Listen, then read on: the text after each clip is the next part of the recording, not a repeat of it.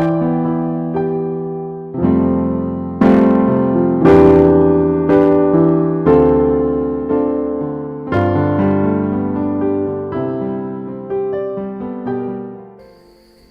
jumpa kembali saudara-saudari terkasih dalam Renungan Harian Komsos Keuskupan Agung Merauke. Dalam Injil hari ini dikisahkan seorang yang berpenyakit kusta memohon kepada Yesus jika ia mau menyembuhkannya. Tentu Yesus mau menyembuhkannya, bahkan bukan hanya dengan kata-kata atau hanya menyembuhkannya dari jauh, tetapi justru dengan menjamahnya. Perjumpaan Yesus dengan penderita kusta ini diceritakan dalam ketiga Injil sinoptik, Injil Matius, Markus, dan Lukas.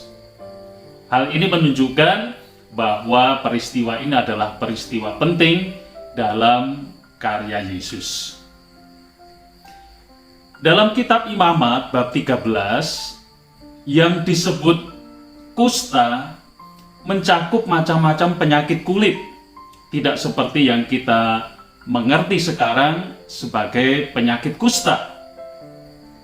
Mereka yang berpenyakit kusta ini dianggap najis, sehingga mereka harus dijauhkan dari orang-orang yang lain.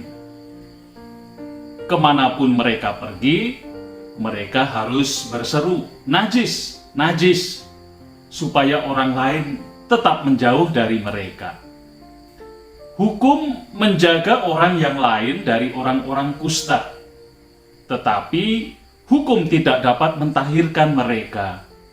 Hanya imam dan bukan tabib yang dapat menyatakan bahwa mereka sudah bebas dari penyakit itu, dan sehingga mereka dapat kembali kepada masyarakat setelah upacara pentahiran. Akan tetapi berbeda dengan aturan itu, Yesus menjamah orang kusta itu untuk menyembuhkannya. Meski demikian, Yesus tetap memerintahkan orang kusta itu untuk memenuhi apa yang dituntut oleh hukum dengan memperlihatkan dirinya kepada imam. Saudara-saudari terkasih, ada dua hal yang Yesus ajarkan kepada kita melalui peristiwa ini. Pertama, Yesus mengajarkan kepada kita bahwa tidak cukup kita mengasihi dari kejauhan. Dalam arti, tidak cukup kita sekadar prihatin dari kejauhan. Penyembuhan mengandaikan keterlibatan, bukan hanya uang, waktu, tenaga, tetapi di atas semuanya itu perlu keterlibatan pribadi kita. Penyembuhan perlu sentuhan manusiawi sebagai bentuk peneguhan, perhatian, dan penerimaan.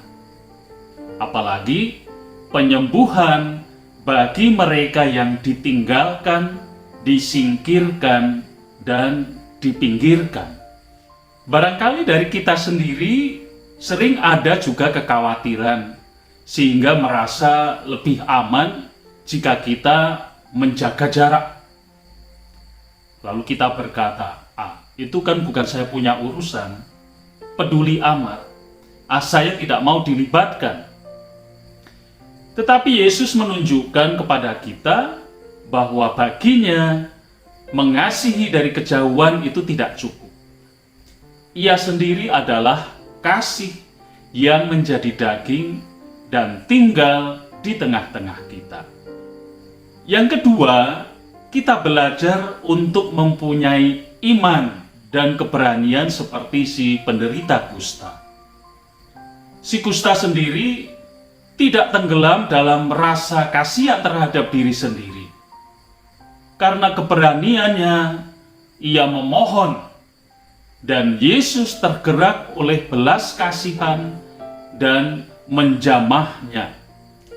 Aku mau, jadilah engkau tahir. Saudara-saudari terkasih, saat kita mengalami kesulitan, mengalami penderitaan, usah kau simpan lara sendiri. Kita perlu terbuka kepada orang lain, terlebih terbuka kepada Yesus dengan penuh iman. Saudara-saudari terkasih, inkarnasi menyiratkan bahwa Tuhan datang untuk menyentuh hidup kita, untuk menjamah hidup kita dengan cara yang sangat nyata, apapun kondisi kita. Si penderita kusta tidak yakin apakah Yesus ingin menyembuhkannya, seperti nampak dari apa yang ia katakan kepada Yesus, "Kalau engkau mau, engkau dapat mentahirkan aku." Tetapi Yesus menunjukkan bahwa ia mau menyembuhkannya, bukan hanya dengan kata-kata, tetapi dengan menjamah dia. Yesus pun ingin menjamah seluruh hidup kita. Ia ingin kita hidup dalam kepenuhan. Tak ada suatu apapun yang menghalangi sentuhannya. Seperti Santo Paulus katakan, siapakah yang akan memisahkan kita dari kasih Kristus? Penindasan, atau bahaya, atau kesesakan, atau penganiayaan, atau kelaparan, atau ketelanjangan, atau bahaya, atau pedang. Tuhan menjamah hidup kita dimanapun, kapanpun, dalam situasi apapun. Yang kita butuhkan hanyalah inisiatif dari kita, membuka diri, mendekatkan diri seperti si penderita kusta. Kita yang telah dijamah dan disembuhkan olehnya, pada gilirannya diutus untuk menjamah orang lain dengan kasih yang menyembuhkan dan memulihkan. Kita diutus untuk menjadi tanda dan sarana rekonsiliasi dalam dunia yang terpecah belah ini. Dengan sentuhan yang menyembuhkan, Yesus tidak hanya memberikan kesembuhan fisik kepada si kusta, ia memulihkan hubungan si kusta dengan keluarga, sahabat-sahabatnya, dan masyarakat. Si kusta telah menderita karena disingkirkan, dan kini Yesus mendamaikan ia kembali dengan orang lain.